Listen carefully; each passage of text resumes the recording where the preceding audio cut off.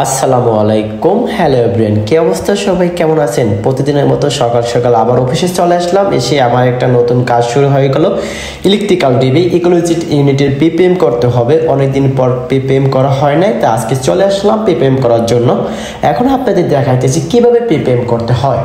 PPM এটা আপনার প্রচুর পরিমাণে ময়লা হয়, কারণ এগুলো চলে তো একজাস্ট চলে, ভিতরে প্রচুর পরিমাণে ময়লা হয়। অনেক সময় ওয়ারের ইসগুলো লুজ হয়ে যায়, এগুলো ভালো করে ক্লিন করতে হবে, ব্রাশ মারতে হবে, কাপড় দিয়ে সাফাই করতে হবে। সবসময় এগুলো ইলেকট্রিক্যাল জিনিস সবসময় আপনার পরিষ্কার রাখতে হবে। আমরা এটা চেষ্টা করি 3 মাস পর পর পিপিএম করার জন্য। পিপিএম না করলে এটা হয়তো অনেক প্রবলেম হয়।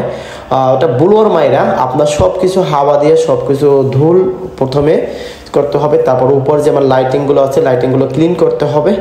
ভাই প্রতিদিন একটা না একটা কাজ থাকে। মানুষ তো মনে করে কাজ নাই, দূর প্রবাসে মনে হয় বসে বসে টাকা ইনকাম করি। টাকাটা ইনকাম করতে হয় কিভাবে সেটা যে দূর প্রবাসে আসে সেই ভালো জানে, তাই না? সকাল আমার ভিডিও দেখার জন্য অসংখ্য ধন্যবাদ। প্রতিদিন নিত্য নতুন ভিডিও পাওয়ার জন্য আমার ভিডিওতে ফলো করে রাখবেন, ঠিক আছে? সবাই ভালো থাকবেন। সকলের জন্য দোয়া এবং ভালোবাসা রইল। আল্লাহ হাফেজ।